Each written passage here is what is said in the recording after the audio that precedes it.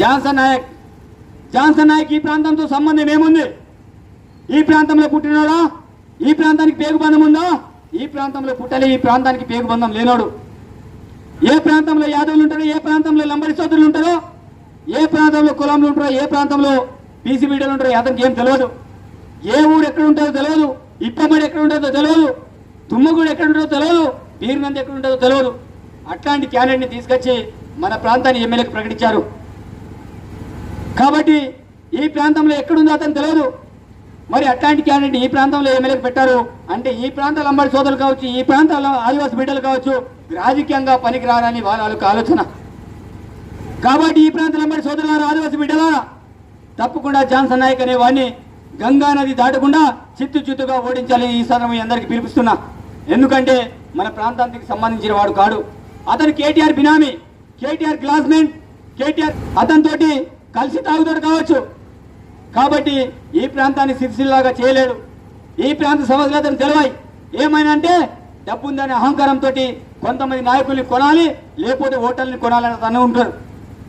కానీ అతను తెలియదు ఈ ప్రాంత వాసులందరూ కూడా ఆత్మగౌరవంతో బతుకుతారని అతను తెలియదు. అతను ఆత్మగౌరవం లేనోడు.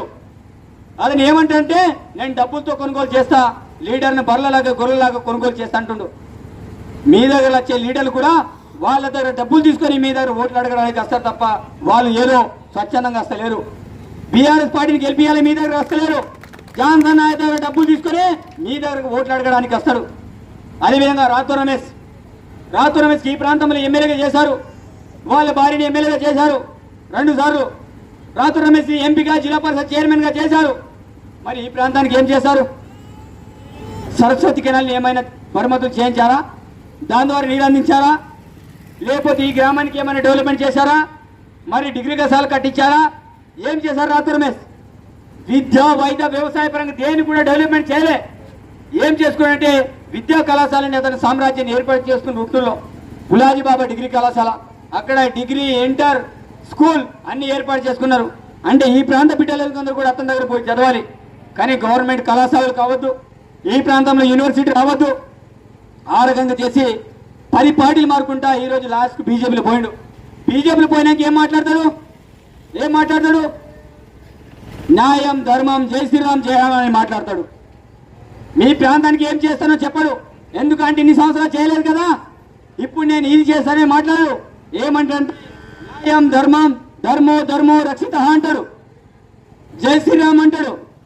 అంటే రాతో రమేష్కి బీజేపీ కండువేయంగానే బీజేపీ వాళ్ళు అతనికి శ్రీరాముని గురించి నేర్పించారు, హనుమంతుని గురించి నేర్పించారు, ధర్మం గురించి నేర్పించారు, సంస్కృతి గురించి నేర్పించారు.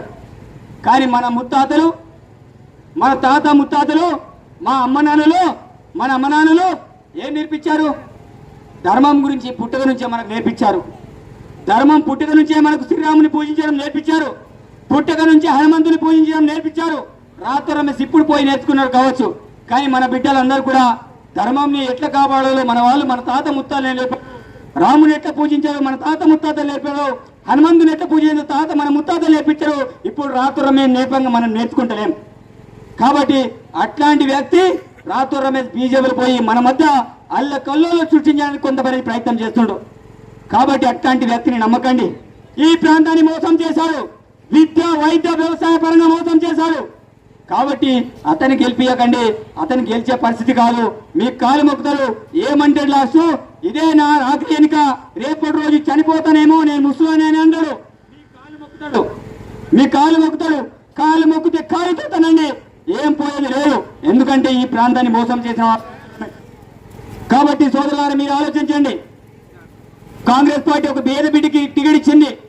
ఈ రోజు వేడమపోచుకు ఆస్తులు లేవు, అంతస్తులు లేవు. మరి నేను ఇప్పటికీ ఇంద్రమెంట్లో ఉంటున్నా. నాకు 1 ఎకరం 38 గుంటల ఆసామిని. నేను భూస్వామిని, రవీంద్రరావు లాగా భూస్వామిని కాదు. నేను 1 ఎకరం 38 గుంటల ఆసామిని, రవీంద్రరావు దొరలాగా నేను ఆసామిని కాదు. మరి ఈరోజు ఒక బీదవాడికి ఓడగొట్టడానికి రవీంద్రరావు వస్తాడు, వేణుగోపాల్చారి వస్తాడు, దండవిట్టు వస్తాడు. వాస్తవంగా ఆలోచన చేయండి. వేణుగోపాల్చారి మినిస్టర్గా ఉన్నాడు. అప్పుడు ఈ ప్రాంతానికి ఎందుకు డెవలప్మెంట్ చేయలే? ఇక్కడ డిగ్రీ కళాశాల ఎందుకు కట్టలే? సరస్వతి కెనాల్ ఎందుకు పూర్తి చేయలే? కడెం ప్రాజెక్ట్ మరమ్మతులు ఎందుకు చేయలే? ఈ ప్రాంతంలో విశ్వవిద్యాలయం ఎందుకు ఏర్పాటు చేయలే? ఇప్పుడు ఈ ప్రాంతానికి ఇన్ఛార్జ్గా ఈ ప్రాంతానికి వస్తున్నావు. వేణుగోపాల్చారికి బుద్ధి చెప్పండి. వీళ్ళందరూ కూడా దోపిడి దొంగలందరూ ఈ ప్రాంతానికి వస్తారు. మరి కేటీఆర్ జనరం వస్తున్నావు, మరి ఈ ప్రాంతాన్ని అంతా దోపిడీ చేద్దామని మళ్ళీ వీళ్ళందరినీ ఈ ప్రాంతాల్లో పంపిస్తున్నావా? రవీంద్ర భూ కబ్జా చేయడానికి ఈ ప్రాంతానికి తిరుగుతున్నాడా? కాబట్టి మీరందరూ ఆలోచించండి. దండే విట్టల్ అనేవాడు కాపో కమ్మో ఎవరికి తెలియదు. ఎందుకు కూడా వాళ్ళ సొంత పార్టీ నేతలే అతను కమ్మనా కాపో ఏమని అర్థం కాని పరిస్థితిలో వాళ్ళు ఉన్నారు. ఇట్లాంటి వాడు ఒక ఇంద్రమింట్లో పేద బింటకి ఒక బీదవాడికి ఓడగొట్టడానికి ఇంతమంది వచ్చుడా? ఎంతమంది నన్ను ఓడగొట్టడానికి ఈ చిన్న పిల్లవాడి కోసం ఇంతమంది వచ్చు. కాబట్టి నేను చెప్తున్నా, నేను ఒక పేదింటి బిడ్డని, ఒక ఆదివాసి బిడ్డని. నేను ఒకటే చెప్తున్నా, ఈ ఎన్నిక బీదవాడికి ధనవంతులైన రాథోడ్ రమేష్ జాన్సన్ నాయక్ మధ్య ఎన్నిక జరుగుతుంది. మీరందరూ బీదవాడైన విడంబోజు వైపు ఉంటారా, ధనికులైన రాథోడ్ రమేష్ జాన్సన్ వైపు ఉంటారా? మీరు ఆలోచన చేయండి. వాళ్ళు గెలిస్తే వాళ్ళు కాదు. జాన్సన్ నాయక్ అమెరికనో లేకపోతే హైదరాబాద్ పోయిపారుడే ఈ ప్రాంత వాసులు కాదు. కాబట్టి ఆలోచన చేయండి. మీరందరూ ఆస్వాదించి తప్పకుండా నన్ను ఎమ్మెల్యేకి గెలిస్తే తప్పకుండా నేను చనిపోయేంత వరకు కూడా మీ అందరికీ సేవ చేస్తున్నాను ఈ సందర్భంగా మాటిస్తున్నా. మీరు నన్ను గెలిపిస్తే బీదవాళ్ళ కోసం, బడుగు బలహీన వర్గాల కోసం నేను చనిపోయేంత వరకు కూడా సేవ చేస్తూనే ఉంటా. ఒక్కసారి నాకు అవకాశం ఇవ్వండి. ఆనాడు కోటక్ భీమ్లో మీకేం చేశారో తెలుసు. ఈ ప్రాంత వాసులు కాదు, రవీందర్ రావు ఆయన డిసిసి చైర్మన్ గా డైరెక్ట్ గెలిపించి చైర్మన్ గా చేశారు. కానీ ఇక్కడున్నట్టు లక్ష్మణ్ రావుని చేయలే. కాబట్టి అట్లాంటి కాంగ్రెస్ పార్టీని పొడిచి వీళ్ళందరూ కూడా పారిపోయారు. కాంగ్రెస్ పార్టీకి పెద్ద కోవట్లు ఉంటే ఈ సనంత కాంగ్రెస్ పార్టీ చనిపోయింది. తప్పకుండా మీ అందరి ఆశీర్వాదంతో తప్పకుండా గెలిపించాలి.